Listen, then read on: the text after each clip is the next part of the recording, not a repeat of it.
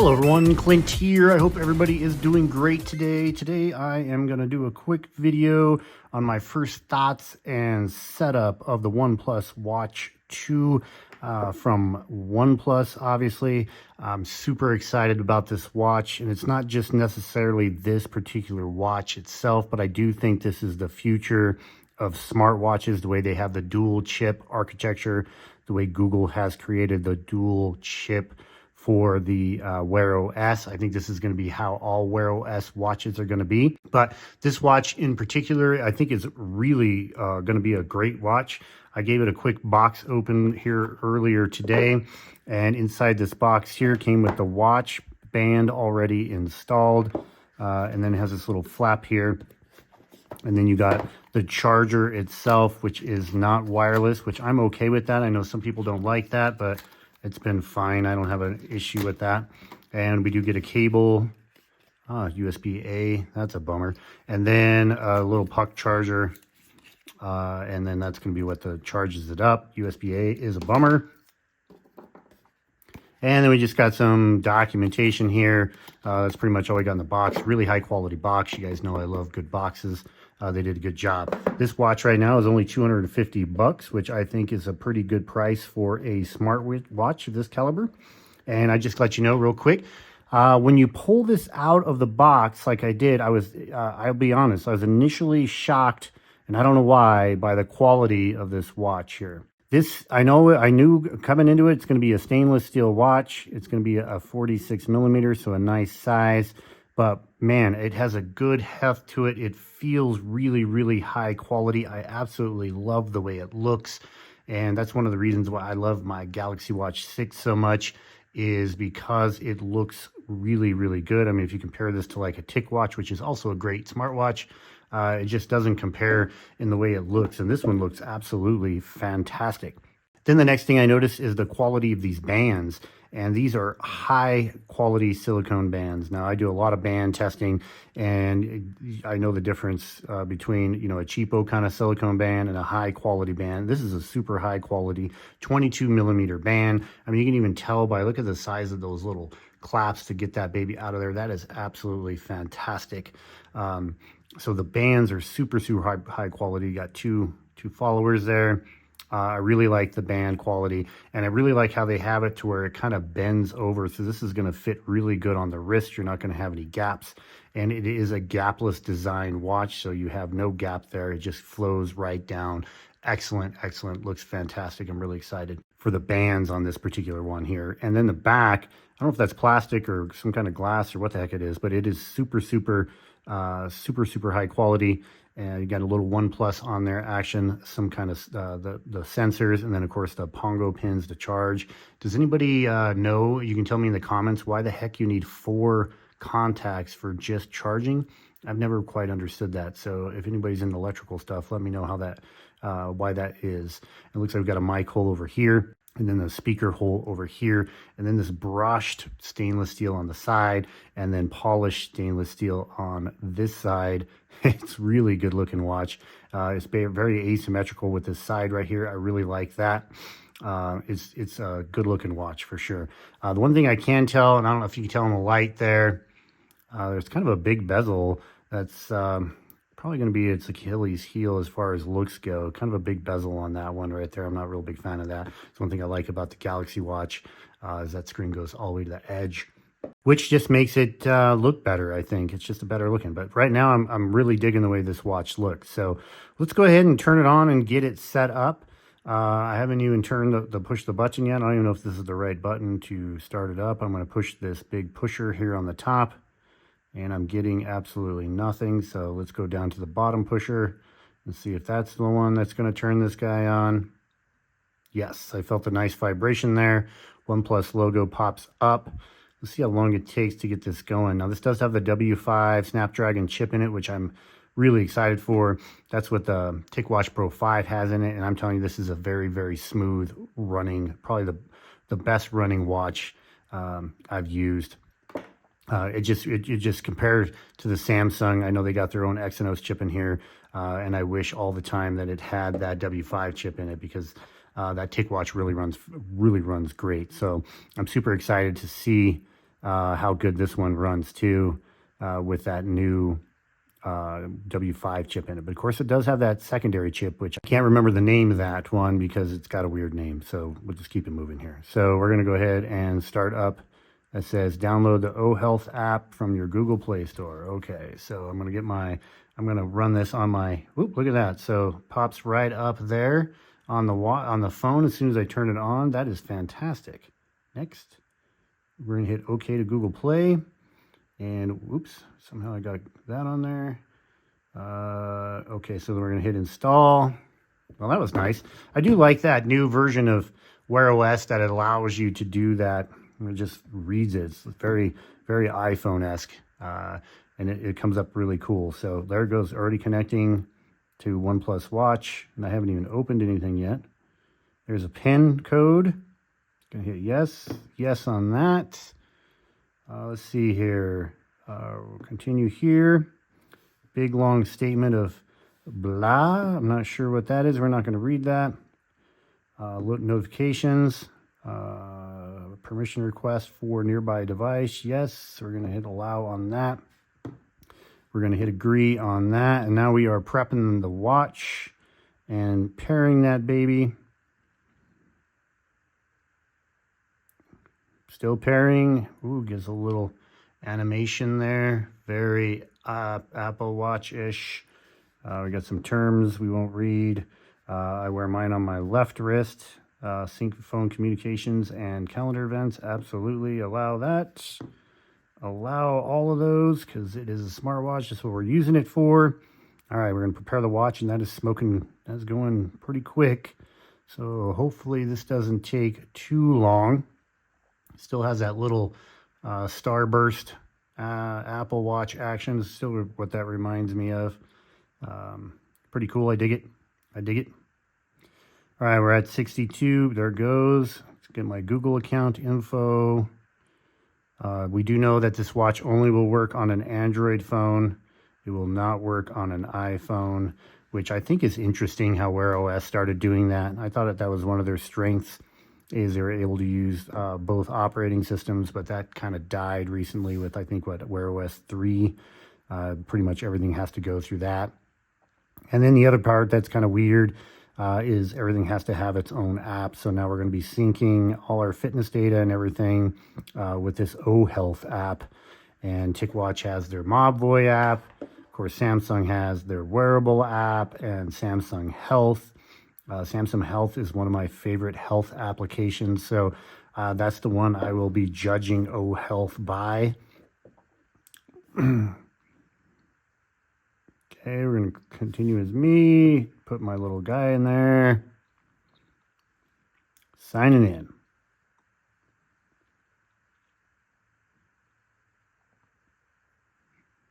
I do actually have a Pixel Watch 2. I don't like that watch. It is way too small. I haven't even made a video on it yet. I probably should have made a video on that. The reason why I don't ever have it. But I do like Fitbit Health also. The Fitbit Health app is actually fantastic. I wish I liked the watch more, but I just can't. I can't use such a small watch. So I'm really excited for the Pixel Watch 3. The rumor is that it's going to get a bigger size, and then maybe I'll be able to use that instead. So we're going to set up Google Assistant here because this watch does have Wear OS 4 and already comes with Google Assistant. And I have absolutely no idea why the TicWatch Pro 5 hasn't got Google Assistant yet, but that's another reason why I don't wear this watch very often. I use Google Assistant all the darn time. I prefer a pattern screen unlock. Always have. Pattern recorded. Okay, we got that in there. Setting up. I always just like the pattern. We're still cruising along here. That's interesting that they made you do that right from the beginning. I guess I didn't notice if you can skip that or not. Here we go right here. This is going to be the apps. And this is one cool thing with the new Wear OS where your apps automatically sync to your watch, which I think is great. And I will sync all the watches. I don't use Facer anymore. I don't use Nike Run Club. I don't use Calm. I do use the golf app. Spotify I don't use. definitely use Audible and Todoist. You know, which is interesting though. And then you have these ones here where they also suggest certain ones here. But you know, what's interesting is they don't have any of the Google apps. I don't use, well, I do use WhatsApp. So what's interesting is they don't have the Google apps in here, like Keep and Gmail, or not Gmail, but Keep and Calendar, that kind of stuff. So it does do payments, probably with Google Pay, which is fantastic. We're still completing setup. And then we got device management thing there. Okay, we are on to go. So now we got a hello screen there. And we're going to go ahead and go through that so you guys can see it. Let's start with some swipes. Swipe up for notifications. Obviously, that's pretty normal for Wear OS. Swipe down for the control center. Man, that control center looked cool. Okay, and then here we go. Swipe right to go back. We know that. And then you can swipe right from the left edge to go back from an app, tile, or any other screen. Got that. Learn about tiles. Let's go ahead and just do this, even though we know what we're doing here, because I'm sure you guys are Wear OS fans. You can access the tiles from the Face app view. And then you swipe right for the tiles. Keep swiping to view more tiles. You can access tiles from the watch face. Yes, let's learn about the side buttons. Press the home button to return to the watch face. Pretty standard. You can return to the watch face with a simple press. Fantastic. Press the home button while on the watch face to view apps. There you go. And this is a very interesting app drawer. We're going to take a quick look at that. Press the multifunction button to open workouts. There you go. Wow, if that doesn't look exactly like something. You can open workouts by just a simple press. Want to learn more tips or try later? Yes, let's do that. Press and hold the button to talk to Google Assistant. There it is. Perfect. Excited about that. Next, double press the home key button to open the recently used app. Double press, which of course was Google Assistant. Fantastic. And then, where did my thing go there? I don't know where it went. You just keep pressing, double pressing, and it just keeps going back and forth. So you can switch actually between the two apps you're in. So that is cool. And well, I have no idea where that went. So I guess we're not going to see the rest of those tips. So here we go. Here we got it on point here. And of course, it's pretty standard Wear OS. I can tell you the screen looks fantastic. These are the tiles it comes with right out of the box. Got some workout stuff. Man, this is very Galaxy-ish. Very Galaxy-ish. Okay, so got calendar there, stopwatch, weather, which is always great. It's my go-to. And you can swipe both directions, which I think is fantastic. That's one thing I don't like about the Galaxy Watch, is you can't just scroll either direction. So I usually put on these ones, I'll put my two most used tiles on either side of that, so I can swipe. And then of course we can swipe up. Let's take a quick look at these toggles. Those are big, juicy toggles there. I really like it. This thing is a good looking screen for sure. Got the pretty standard toggles here. Got your Google Pay, your Find Your Phone, your touch lock, sleep, night mode. Got some headphone action there. Yeah, these are going to be good. I like this. Comes with 47% battery, which is probably about 50. It uses some juice there to get that set up. Yeah, so let's take a quick look here. We're going to press and hold on here. And let's see, we got those. We can move them around. Of course, we know that. And let's hit the plus button. Let's see what we got here.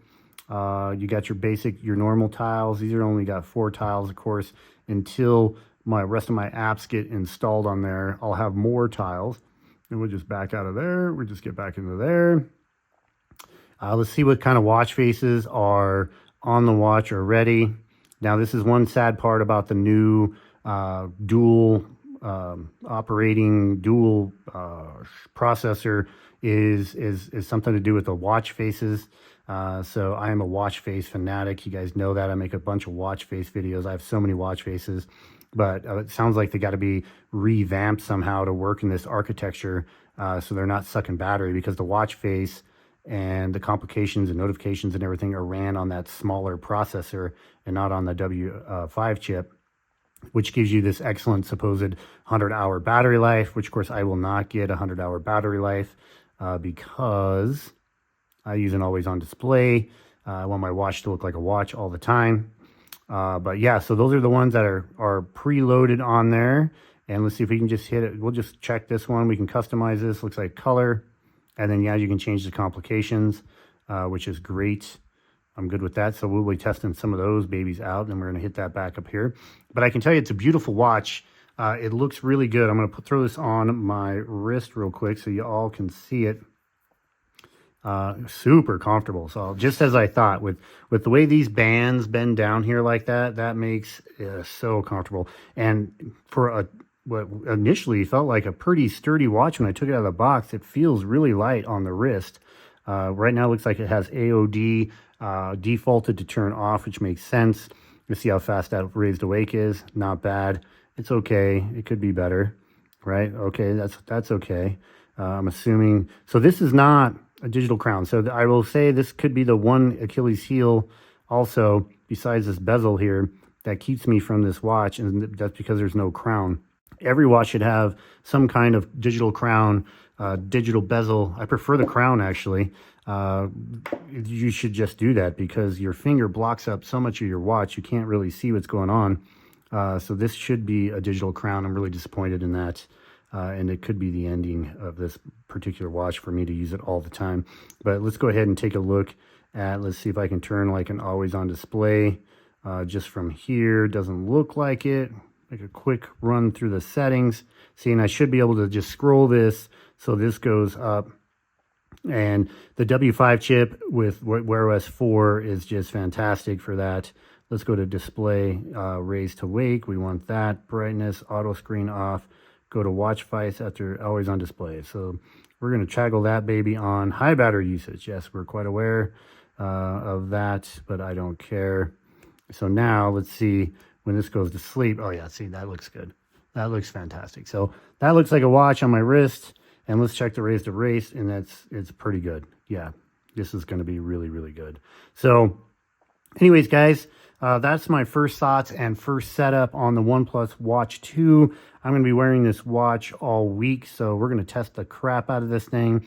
I'm going to get it charged up all the way so we can do a battery test with that always on display, because really that's what I'm most interested in. I get a lot of time on this one, and I get about a day and a half on that one with always on display.